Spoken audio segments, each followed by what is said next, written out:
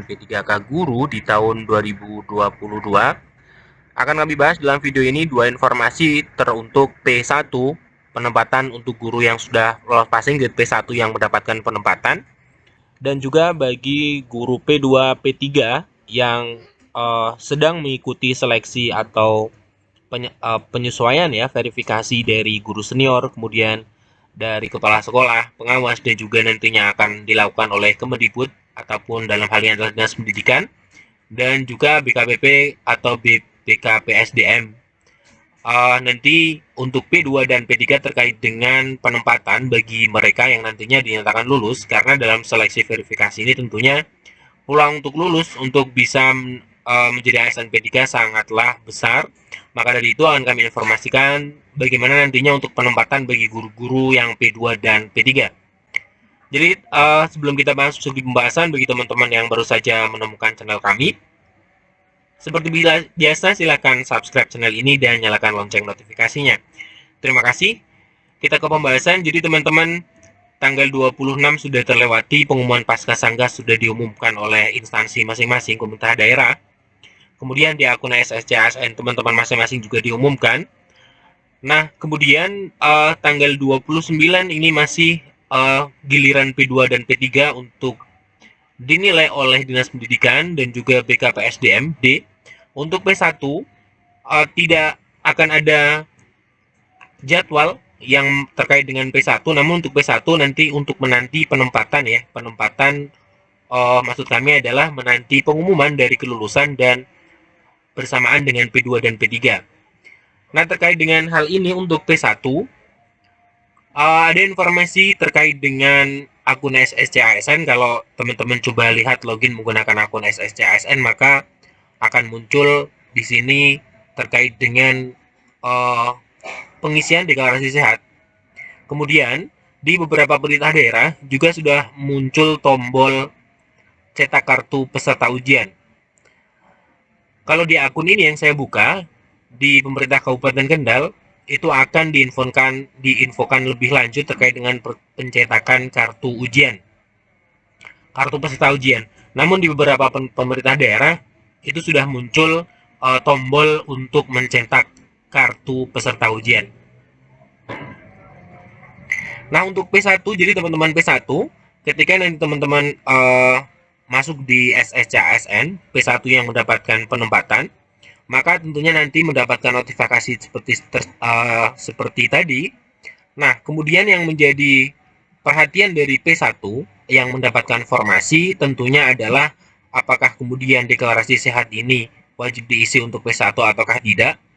Nah, di sini kami sampaikan informasi dari BKN ya, BKN terkait dengan munculnya tombol untuk cetak deklarasi sehat atau mengisi deklarasi sehat, di mana deklarasi sehat itu 14 hari sebelum ujian dan dapat diperbarui dan dicetak kembali paling lambat sebelum ujian.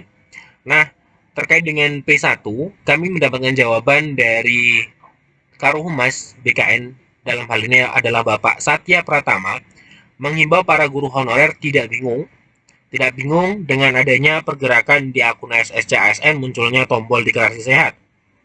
Ikuti aturan saja yang ada di SSCASN masing-masing pelamar. Satya mengatakan P1 sebenarnya tidak wajib mengisi deklarasi sehat, namun dia menyarankan mengisi saja deklarasi sehatnya. Jadi untuk P1, ketika nanti login di SSCASN kemudian muncul deklarasi sehat, maka dari Pak Karohumas BKN hanya sekedar menghimbau atau karena tidak wajib, maka disarankan saja untuk mengisi dari P1, karena P1 ini deklarasi sehat tidak berdampak apapun dalam hal penempatan untuk guru-guru yang sudah lolos passing grade. Namun jika mengisi maka tidak masalah. Nah, ini informasi yang pertama bagi guru P1.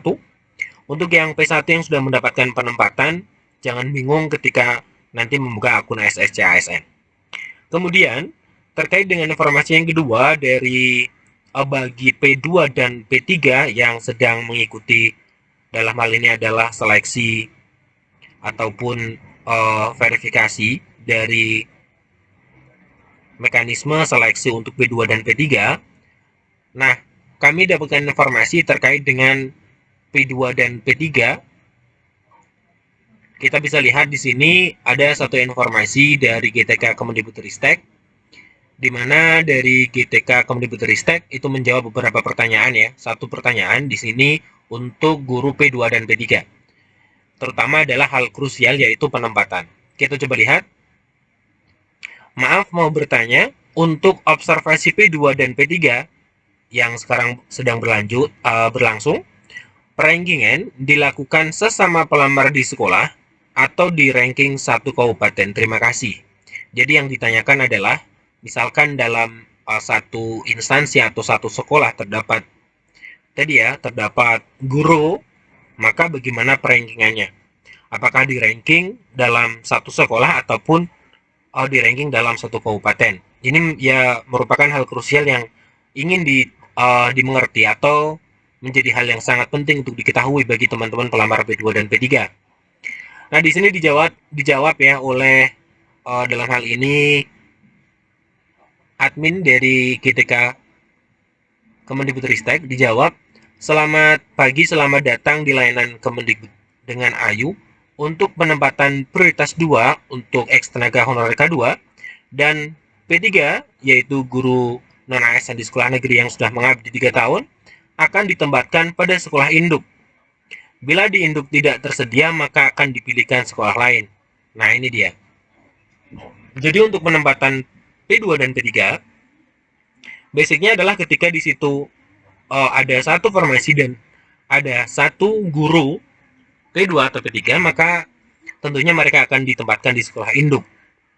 Nah, kemudian bagaimana jika tidak ada formasi di sana, maka akan dipilihkan sekolah lain. Ini adalah jawaban dari Kemendikbudristek. Tentunya misalkan formasinya lebih sedikit, tentunya akan ada perankingan ya. Tetap untuk yang mendapatkan ranking tertinggi, maka nanti akan mendapatkan penempatan. Bagi yang sekolah induknya tidak ada. Namun berbahagialah bagi P2 dan P3, di mana ketika terdapat formasi di sekolah induk, maka formasi itulah yang nanti akan ditempati oleh P2 dan P3. Nah, kemudian ketika kita bertanya bagaimana kemudian nanti pengumuman untuk P1, ditanyakan juga di Kemendikbudristek GTK. Di sini ditanyakan kapan P1 akan mengetahui sekolah penempatannya, karena dalam pengumuman penempatan untuk P1 mendapat penempatan itu akan diumumkan setelahnya, belum kemudian langsung muncul penempatan di mana.